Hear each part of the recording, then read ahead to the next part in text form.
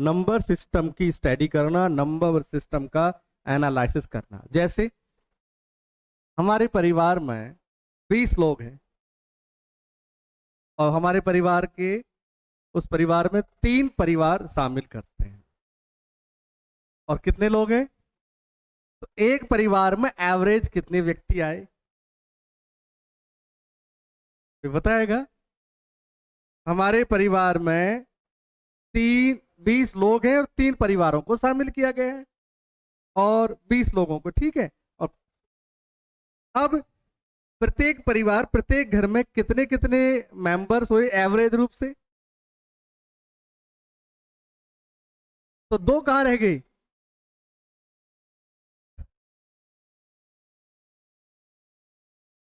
है तो सांख्यिकी विधियां।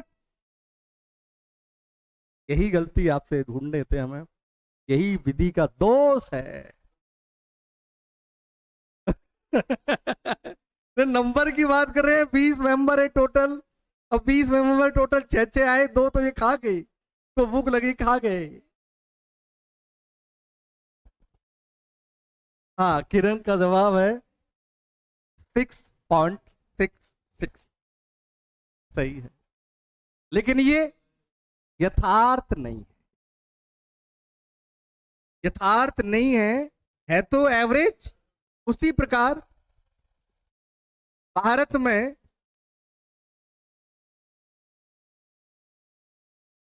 20 करोड़ लोग गरीब हैं। कैसे पता लगाया आपने 20 करोड़ गरीब है? सांख्यिकी विधियों। माध्यमिक शिक्षा बोर्ड में राजस्थान माध्यमिक शिक्षा बोर्ड में सालाना जो रिजल्ट रहता है वो 52% रहता है। पहले हमारे समय पर 42% रहा करता था, और अब 52% प्रोग्रेस की है माध्यमिक शिक्षा बोर्ड ने। 10% के उछाल आ रही है लगातार। तो ये क्या हुआ? सालाना 52% रिजल्ट रह रहा है, तो एवरेज रिजल्ट है। इतने बच्चे बैठे थे और इतने बच्चे पास।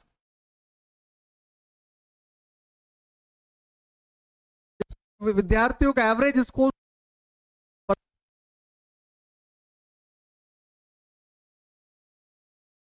70 या 35 है। मुझे 70 में क्यों शामिल कर रहे हो? तो ये भी दोष हो गया ना। ठीक, विधियों में हम लोग जो नंबर सिस्टम है, जो भी हमें भविष्यवाणी करनी है, क्या करना है? भविष्यवाणी करनी है, हमें एनालिसिस करना है और भविष्य के लिए कुछ रिपोर्ट प्रस्तुत करनी है अपने विकास के लिए, मानव विकास के लिए। उसके लिए हम सांख्यिक विधियों का सहारा लेते हैं। और सांख्यिक विधियों में बहुत सारी विधियां हैं। पहले नंबर की जो विधि है उसको कहते हैं केंद्रीय प्रवृत्ति। केंद्रीय प्रवृत्ति, इसको बोलेंगे इंग्लिश में सेंट्रल ट्रेंडेंसी।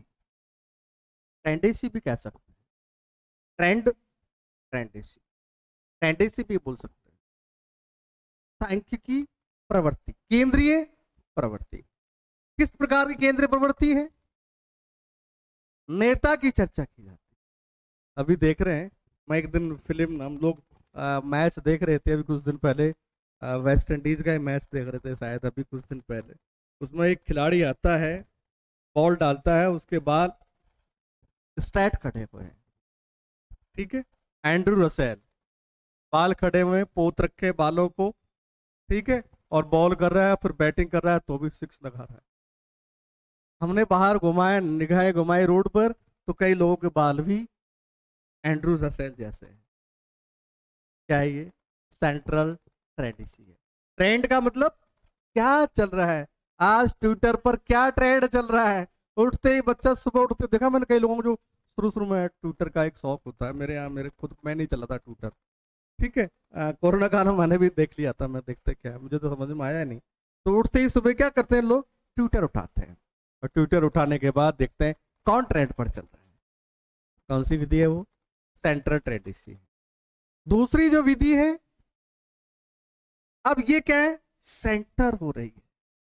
क्या हो रही है? सेंटर। सब एक के पीछे भाग रहे हैं, सेंटर। अब इसको हम लोग डिस्ट्रीब्यूट करना है, फैलाना है ना। तो विकास कब होगा? जब उस शक्तियों का, उस विकास कार्यों का वितरण होगा, तभी तो विकास कार्य होगा। तो अब हम क्या करेंगे? उनका वितरण करेंगे। तो वितरण करने के लिए हमने इसको कह दिया प्रकीर्णन, डिस्प्रेशन, विसरण। प्रकीर्णन कह सकते हैं या विसरण कह सकते हैं, या फिर नहीं आए याद, फैलाव कह सकते हैं। या आप लोगों के कई किताबों में फर्स्ट पेपर में भी है। इसके बाद कुछ टेस्ट होते हैं जो कि परीक्षण करते हैं कि ये हमारी जो टेबल है वो सही है गलत है, सत्यता की जांच करना। जैसे हम लोग करते हैं 4 × 3 = 12, और सत्यता की जांच करेंगे, होता है नहीं होता है। 12/3 = 4, इसका मतलब 4 भी आ रहा है और 3 भी आ रहा है और 12 भी आ रहे हैं। तो ये क्या हो गया? सत्यता की जांच करते हैं। तो टेबल की सत्यता की जांच करने के लिए बहुत सारे हम लोग परीक्षण करते हैं, जिसमें सबसे पहले हम लोग करते हैं जेड टेस्ट, जेड सुरक्षा वाला टेस्ट। इसके बाद एप टेस्ट, इसके बाद स्क्वायर टेस्ट, इसके बाद काई टेस्ट। ऐसे बहुत सारे टेस्ट हम लोग परीक्षण करते हैं। तो हमारे यहाँ पर ज्यादातर विधि ये नंबर की और ये वाली विधि है, सारी विधियां हम लोग पढ़ेंगे, ठीक है। तो सेंट्रल टेंडेंसी केंद्र प्रवृत्ति में, तो उस समय देखिए हमारे देश में एक ही केंद्र था जब देश आजाद नहीं हुआ, और आज भी उसी के नाम से हम लोग चल रहे हैं। सुबह उठेंगे, कुछ सामान खरीदेंगे तो नोट निकालना पड़ेगा, और सुबह सुबह उसके दर्शन करने पड़ेंगे। गांधी जी करते हैं ना हम लोग। उस देश में उस समय ट्रेंड पता कौन? गांधी जी। तो गांधी जी ने हमें क्या देखे गए? वो तो खुद चले गए, 3 बंदर देके चले गए। गांधी जी की 3 बंदर। तो गांधी जी के 3 बंदर, M M M for monkey होता है ना।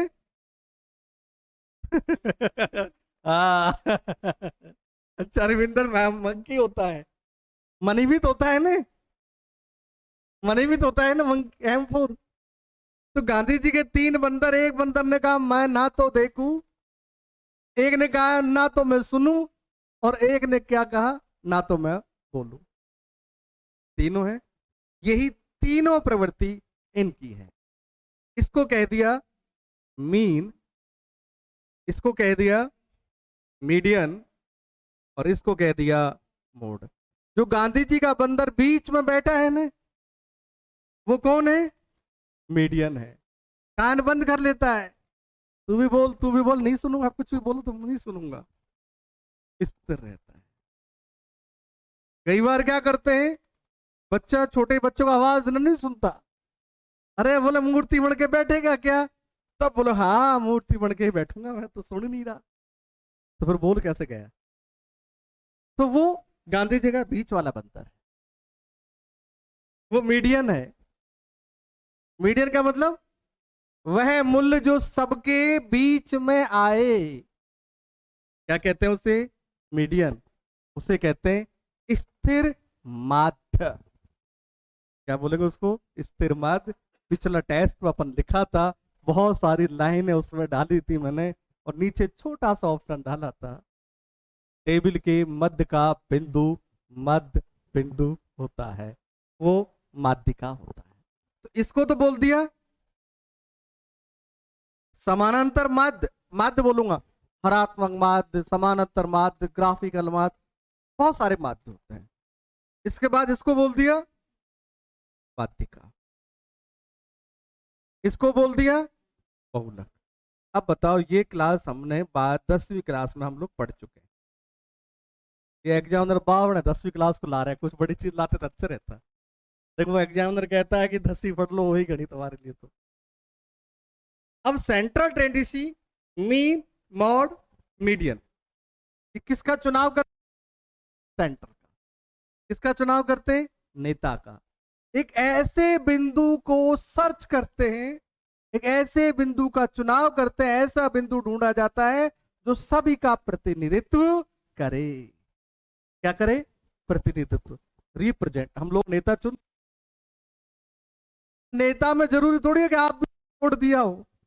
यहाँ का जो सांसद है, यहाँ के लोगों ने वोट नहीं दिया, बाहर के लोगों ने वोट दिया, जीत गया, तो सांसद तो नहीं का रहेगा ना वो, सेंटर तो वही रहेगा ना वो आपका, क्या उसमें आपने पूरा भाग लिया नहीं लिया, लेकिन वो जीत के आ। तो इसमें क्या होता है, नेता का चुनाव किया जाता है, ऐसा बिंदु दे, उसे क्या कहते हैं, कैंडिडेट। और कौन? गांधी जी के तीन बंद।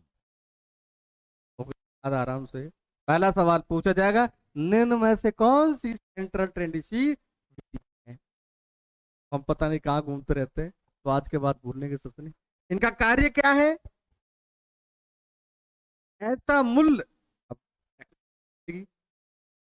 सभी का प्रतिनिधित्व करे, उस सारणी का और टेबल का सभी का प्रतिनिधित्व करे, वो क्या कहलाता है, सेंट्रल टेंडेंसी। कोई पूछते हैं कई बार, सबसे अच्छी विधि कौन है इनमें से? क्योंकि कहानी तो यही होती है देश में कि जो भी अच्छा कौन है इनमें और बेकार कौन है। कल हम लोग पढ़ भी रहे थे, कौन सी मेथड पढ़ रहे थे, इंटरसेक्शन रेडिएशन मेथड और पूरा माला रेख ट्रावर्स विधि, ट्रावर्स विधि।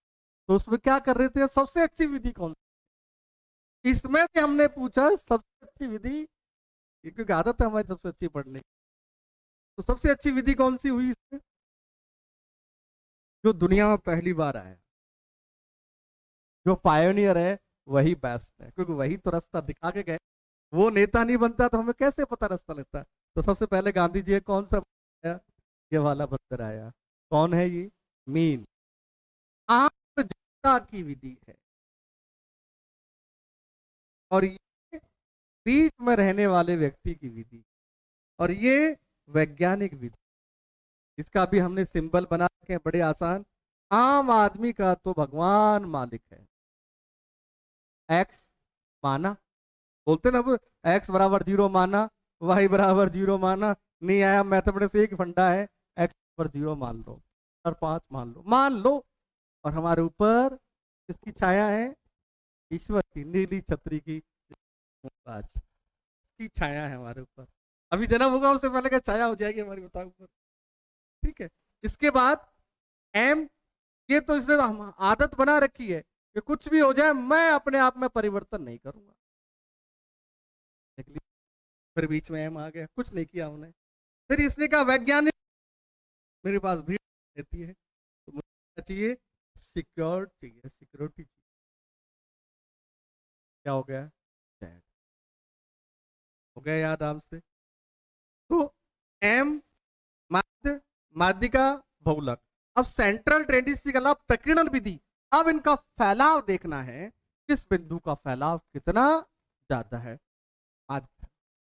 और इसका फॉर्मूला बाद में, लेकिन सिंबल लिख लेते हैं। माध्य को, माध्य को औसत कहा जाता है। अगली लाइन, इसमें सभी संख्याएं भाग लेती हैं। इसमें सभी संख्याएं भाग लेती है। यह केंद्र प्रवृत्ति की सबसे अच्छी विधि है। यह केंद्र प्रवृत्ति की सबसे अच्छी,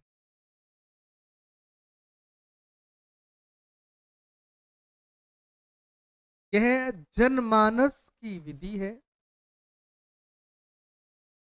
यह जनमानस की विधि है। यह जनमानस की विधि है। जनमानस का मतलब आम व्यक्ति।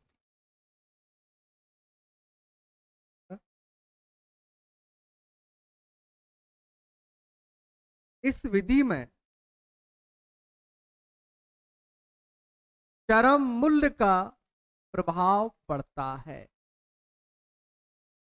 इस विधि में चरम मूल्य का प्रभाव पड़ता है। चरम मूल्य का प्रभाव पड़ता है। चरम का मतलब कॉम्प्लेक्स नंबर। कॉम्प्लेक्स क्या है? यदि इसमें जोड़ दिया घटा दिया, मैं दिखा दूं कैसे प्रभाव पड़ेगा। अगला,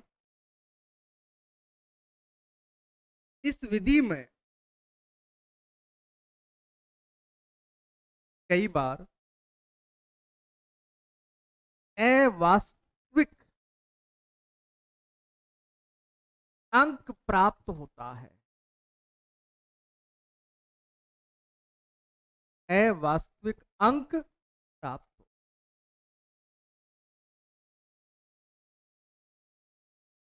इसे काल्पनिक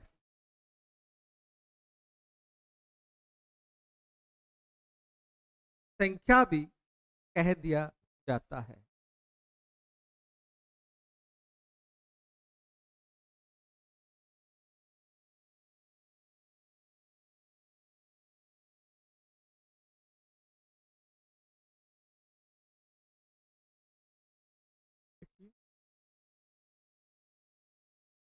किसी देश की किसी देश की औसत वार्षिक वर्षा, औसत वार्षिक वर्षा, औसत तापमान,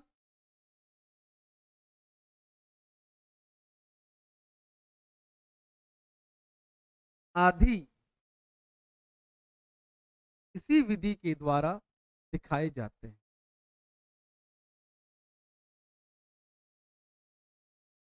इसी विधि के द्वारा दिखाए पढ़ते हैं ना हम लोग, औसत वार्षिक वर्षा, औसत तापमान, जो भी हम औसत लेके चलते वो सारा यहां से करते। अब देखिए इसका फॉर्मूला क्या है।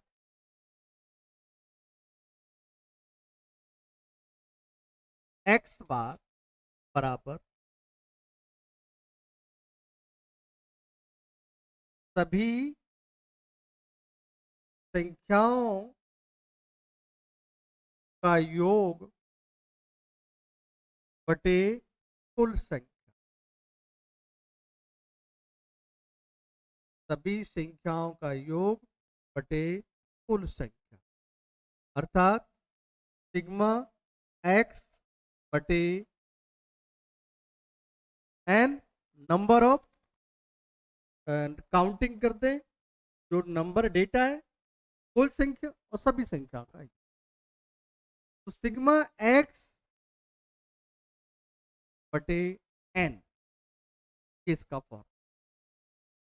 अब इसको आप क्या काल्पनिक विधि से करो या प्रत्यक्ष विधि से करो, प्रत्यक्ष विधि से करो, यही निकल। पहले हम लोग व्यक्तिगत,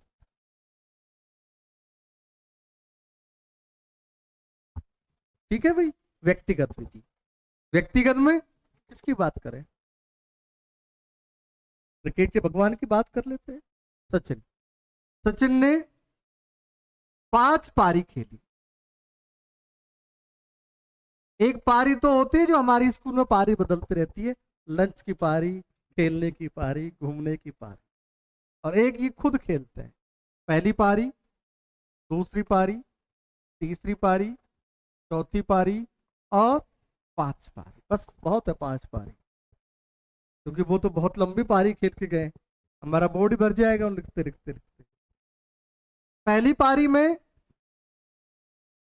5 रन बनाए, दूसरी पारी में 2 रन बनाए, तीसरी पारी में फिर 4 रन बनाए, ठीक है। फिर उसके बाद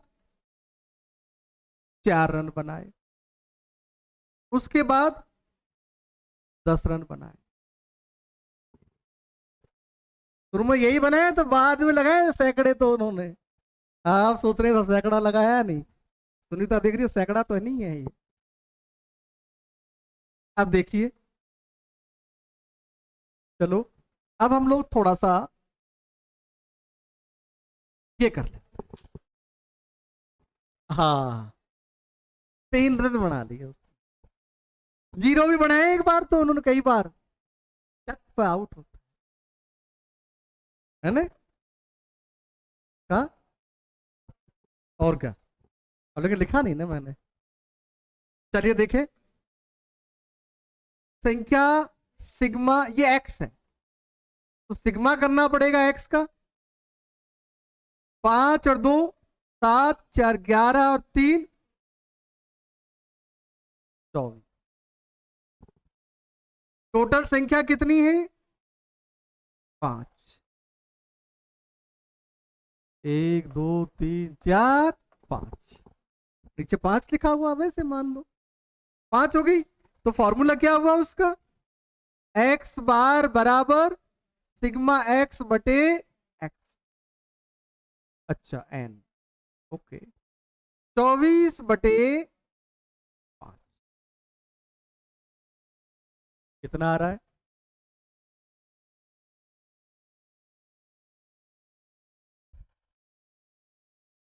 4.8 रन। तो इसका मतलब 8वां रन जब आउट हुए तो आधी क्रीज पर थे, इसलिए वो आधा माना गया, पूरा नहीं काउंट किया गया। तो अब बताओ, ये जो वैल्यू है, क्या ये वैल्यू वास्तविक है? नहीं है ना वास्तविक। पहले चीजें क्लियर हो गई। दूसरा क्या किया हमने? चरम मूल्य का प्रभाव पड़ता है। अब हालांकि लोग कहते हैं किताब में, भाई वो तो किताब में कुछ भी कहे, क्योंकि बोले मीन पर और मोड पर चरम मूल्य का प्रभाव पड़ता है, जबकि चरम मूल्य का प्रभाव इस पर पड़ता है। तो किस पर नहीं पड़ता? वो मीडियन पर। बोले उस पर नहीं पड़ता, बाकी सब पर पड़ता है। ये लो, ऐसा थोड़ी होता है, बोले उस पर नहीं पड़ता बाकी पर नहीं पड़ता है। तो अब हमने क्या किया? चरम मूल्य रखना है। चरम मूल्य का मतलब है उस बड़ी संख्या को, छोटी कोई भी संख्या हटा दो, यहां से कोई भी संख्या हटा दो, या तो शुरू वाले डालो या बाद वाली, बीच वाली नहीं हटा सकते। तो ये अपने यहां से दिल्ली से किसी को ले जाना पाकिस्तान के लिए बड़ा मुश्किल खेल है। हाँ, बीकानेर से जैसलमेर से ले जाए उठा के, वो बात अलग है, उससे आसानी से ले सकता है वो। लेकिन दिल्ली आने के लिए तो बहुत जद्दोजहद करनी पड़ेगी, करनी पड़ेगी नहीं। तो यहां से हम लोग या तो पहला वाला अंक बढ़ा लेते हैं या लास्ट वाला अंक कोई भी चेंज कर सकते हैं। मान लो मैंने ये चेंज कर दिया, क्या चेंज कर दिया? ये वाला। अब यहां पर हमने चरम मूल्य, अब ध्यान देना, पारी और एक्स, पहली पारी, दूसरी पारी, तीसरी पारी, चौथी पारी, 5। मैं कई बार पूछता हूँ भैया स्टैटिक्स, स्टैटिक्स मत सवाल आएंगे तो छोड़ आएंगे, लेकिन ये दिमाग खराब करता है, क्योंकि पहली बार अब पढ़ रहे हैं मैथमेटिक्स। यदि मैथमेटिक्स होती है हमारे पास तो हम लोग क्यों आर्ट्स लेते, क्यों ज्योग्राफी में हम आते? हम फिर वहीं मैथमेटिशियन बनते, रामानुज बनते। तो 5 2 4 3, ये ले भाई, सैकड़ा लगा दिया सैकड़ा। अब इसका मान क्या आया? एक्स बार बराबर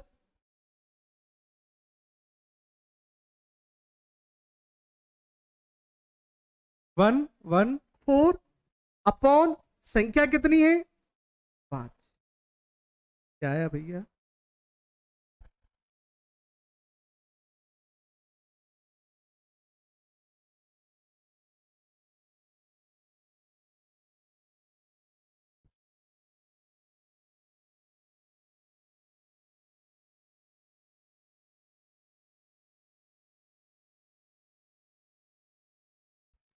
पिछले वर्ग की उच्च सीमा अगले वर्ग की निम्न सीमा के अंक को, अब वो तो एक ही दोनों में एक्सक्लूसिव, मेरी ये क्या है कि शब्दों का फेर है भाई।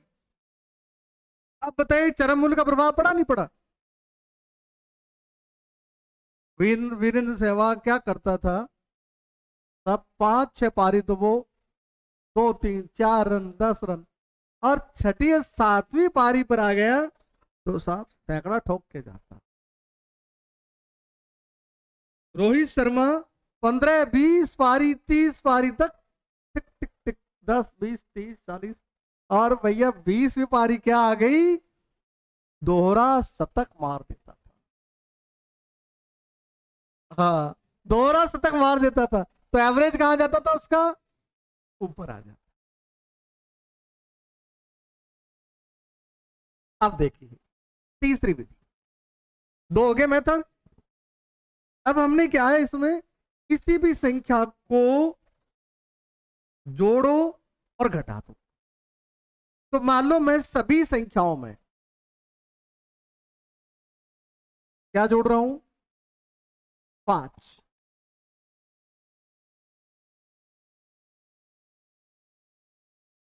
ऐड, 5 रुपए की शुगर ऐड कर देते हैं इसमें। पहली पारी, दूसरी पारी, तीसरी पारी, चौथी पारी और पांचवी पारी। कितना है भैया, इससे करना है हमें, इसको नहीं करना। चरम मूल्य था, मैं कहा सब सारे एक साथ दिखा दूंगा आप। तो क्या आया इसका,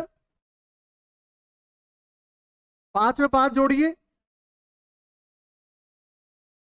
10, फिर 7,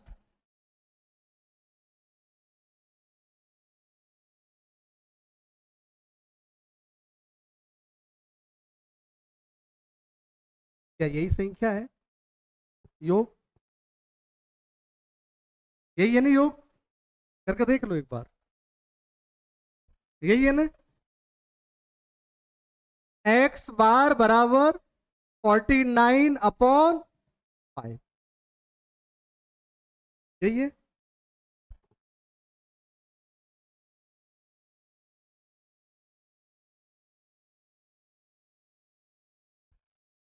कितना फर्क है दोनों में, यानी समानांतर माध्य में जितनी भी संख्या हम लोग कांस्टेंट बोलते हैं, ये जो है इसको क्या बोलेंगे, कांस्टेंट। यानी कितनी भी कांस्टेंट संख्या को जोड़ेंगे घटाएंगे, जितना जोड़ेंगे उतना मूल्य बढ़ जाएगा, जितना घटाएंगे उतना मूल्य घट जाएगा, जितना भाग देंगे उतना ही मूल्य कम हो जाएगा। जिस अनुपात में हमने कांस्टेंट को जोड़ा है घटाया है, उसी अनुपात में मूल्य बढ़ जाता। मान लो 5 घटा देते तो किस अनुपात में घटता, 5 के अनुपात। तो बहुत नीचे आ जाता, माइनस में भी आती है एक संख्या कोई ना कोई। अब मान लो 100 जोड़ना सब में, तो मूल्य क्या आ जाता, 104। और सवाल पूछा गया है, ध्यान देना, कितना सिंपल सवाल था। लेकिन जब लिखूंगा फॉर्म में तो फिर सवाल ये पूछा गया था, किसी समानांतर माध्य का एक्स बार 104.5 है, उसमें हमने इस कांस्टेंट वैल्यू 10 का समावेश कर दिया सभी संख्याओं में, तो समानांतर माध्य क्या होगा। तो बच्चे ने करीब 1 2 3 4 फिर 10 जोड़ा, फिर 10 जोड़ा, सीधा आंसर आ गया। कितना जोड़ा, 10 जोड़ा, सीधा आंसर। 100 जोड़े, सीधा जोड़ा, पूरी संख्या लेने नहीं है अब आपको, यही कर। तीसरी मेथड क्या करता है एग्जामिनर, कर ले भाई। हाँ, कंटिन्यूस सीरीज अभी बाद में देखेंगे भाई। चरम मूल्य अधिकतम स्कोर से, हाँ चरम मूल्य कम भी हो सकता है, ज्यादा भी हो सकता है, कॉम्प्लेक्स नंबर होते हैं बट डिजिट नंबर होते हैं। अब देखिए अगला, मत उतारो, जो भी सवाल हो आप पूछ लेना मेरे से भले, आप फिर बाद में मत कहना सर ये हमें दोबारा से करवाई जाए। पारी एक्स, पहला पारी हमारी 1 2 3 4। इस बार पूरे सवाल में आपके सामने जितने भी सवाल आ चुके हैं, क्योंकि फर्स्ट पेपर पे आप दोगे, एक सवाल आ गया तो बल्ले बल्ले अपनी। एक बच्चा कह रहा था साहब वीडियो के एग्जाम में जिसके पास ज्योग्राफी थी वो सिलेक्शन पाया, जिसके पास ज्योग्राफी कमजोर थी वो बाहर हो गया। ये अटल सत्य है। कितना नंबर है पहली पारी में, 5, फिर 2 4,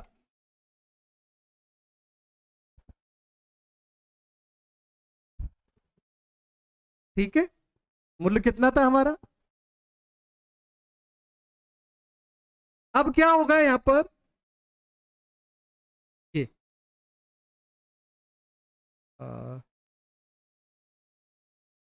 रुकिए, 7 4 11 21,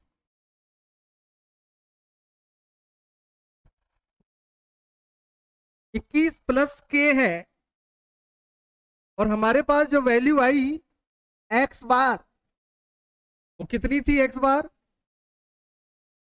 4 नंबर कितनी है हमारी 5,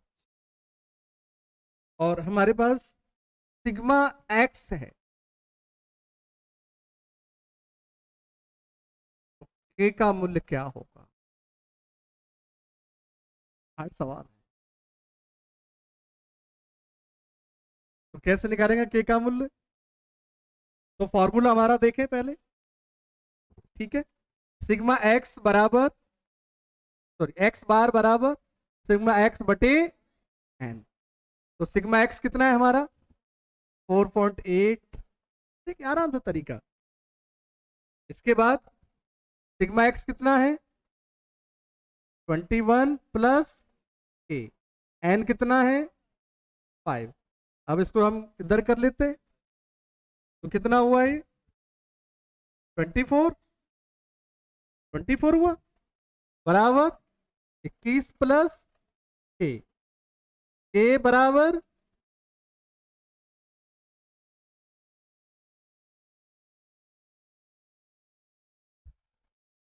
कितना था, के कितना निकल के आ गया। तो हम लोग क्या करते हैं, ऐसा सवाल देख घबरा जाते हैं, अरे घबराओ मत, ये फॉर्मूला है ना, इस पर फिट कर दो। अब भाई आपके लिए कई लोगों को तो बड़ा आसान है, कई लोगों को तो महाभारत होगी। ये सवाल आता है के का मूल्य क्या है, आप देखना पुराने बार उठा के का मूल्य बताओ, छोड़ जाते हैं के जाने, एक एक सवाल छोड़ते जाओगे ऐसे पेपर में तो मटका खाली हो जाए। घर वालों ने पैसा भरा था मटका भरने के लिए, और हमने पेपर में मटका खाली कर, हो गया, उतारिए। क्या मैंने क्या लिखवाया, चरम मूल्य का प्रभाव पड़ता है, तो कैसे प्रभाव पड़ता है ये दिखा, और अगली विधि होगा चरम मूल्य का प्रभाव नहीं पड़ता, मैं 100 जोड़ के दिखाऊंगा, फिर उसमें आंसर चेंज नहीं होगा। चरम मूल्य 100 किसके स्थान पर, 10 के स्थान पर 100 जोड़। अब मान लो नहीं, इसके स्थान पर 0 लिख दिया, तो क्या मूल्य परिवर्तन होगा। तो चरम मूल्य छोटी संख्या हो या कोई बड़ी संख्या हो, उनको जोड़ेंगे घटाएंगे किसी उसके स्थान पर, नेक्स्ट नहीं जोड़ दी, तो 6 जोड़ दी हमने, फिर तो मूल्य अपने आप ही चेंज हो जाएगा, इसमें जोड़ दो 6। तो किसी इस बिंदु पहले से दी हुई स्थान के आधार पर स्थान पर कोई चरम मूल्य जोड़ दिया या घटा दिया, तो मूल्य का प्रभाव पड़ जाए। कुछ भी हो सकता है, कुछ भी हो सकता है, सैकड़ा नहीं है, 0 भी हो सकता है, 1 भी हो सकता है, 2 भी हो सकता है, 10 भी हो सकता है।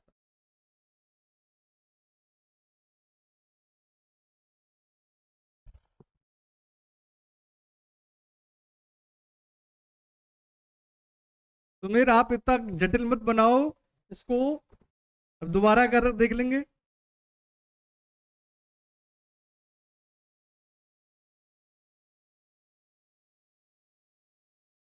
सभी के आगे लिखा मैंने, सभी में 5 अंक ऐड करने हैं, ये जो संख्या है इसमें 5 ऐड करने हैं।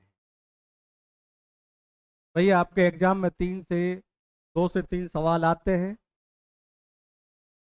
तो सही करके आना। ऐसे मत सोचा करो कि साहब इसको भी छोड़ दूंगा इसको भी छोड़ दूंगा, लेकिन मैंने देखा है जिसको हम लोग हार्ड मानते थे उसको पढ़ के जाते हैं, उसमें सारे सही निकलते हैं। और जिसको हम लोग बोलते हैं तो खूब पढ़ लिया, उसमें से माइनस ज्यादा होते हैं। और भैया देखे, जो तेज चलता है ना उसका एक्सीडेंट नहीं होता है, जो धीमे चलता है ना उसका एक्सीडेंट ज्यादा होता है। 4.8 को 5 से गुणा कर दिया, सीधा कर दिया। मैंने कहा ना ये हमारी आदत गलत है, हम एक स्टेप खा जाते हैं, सीधे सीधे फास्ट भाग जाते हैं। मुझे क्या है कि मैथमेटिक्स पढ़ानी चाहिए, अच्छा रहेगा। चलिए सवाल लिखा एक, उतार लिया भाई। और कोई पीछे मत देखना कि पहले पीछे क्या किया, आराम से नहीं आए तब देखना, पहले खुद प्रयास करना। पीछे का मतलब पन्ना पलटना। हाँ, एक्स बार बराबर 9.8 सिग्मा एक्स बार बराबर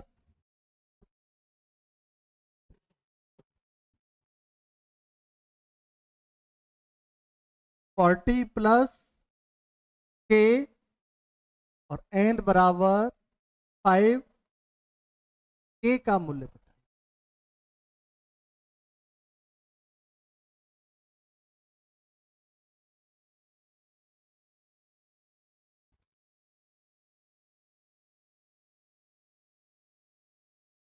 पहले रट रखा था क्या?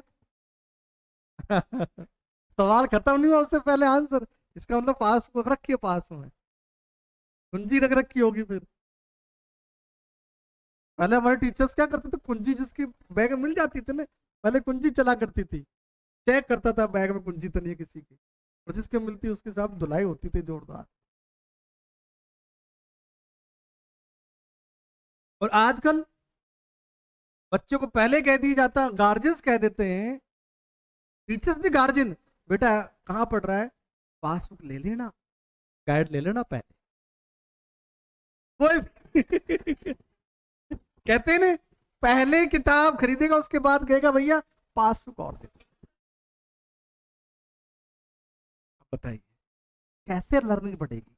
और फिर लास्ट में भी बच्चा फिर क्या करेगा, पासबुक, क्योंकि वो सोचता है कि मैं पासबुक के दम पे पास हो गया तो परीक्षा भी पासबुक के दम पे पास कर लूंगा। भाई परीक्षा में तो 33% है, कंपटीशन में 33 नहीं चलती।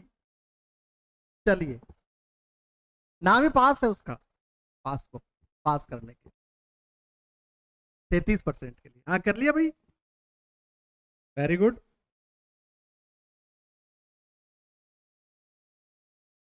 देखिए अब क्या बात है, लोगों ने निकाल दिया आंसर। देखिए अब जिसने नहीं किया है वो भी देख ले। एक्स बार बराबर sigma X upon N. X bar कितना है भैया, 9.8 इजकल टू एक्स बार कितना है, सिग्मा एक्स कितना है 40 प्लस के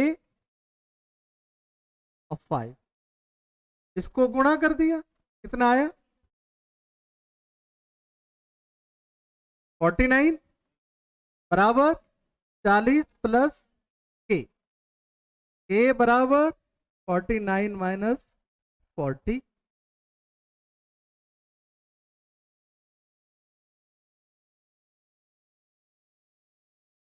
हो गया? ऐसा सवाल आएगा तो क्या था? पहली विधि होगी हमारे पास कौन सी, व्यक्तिगत विधि। अब खंडित। इस प्रकार के जितने भी समानांतर माध्य सवाल थे वो मैंने करवा दिया।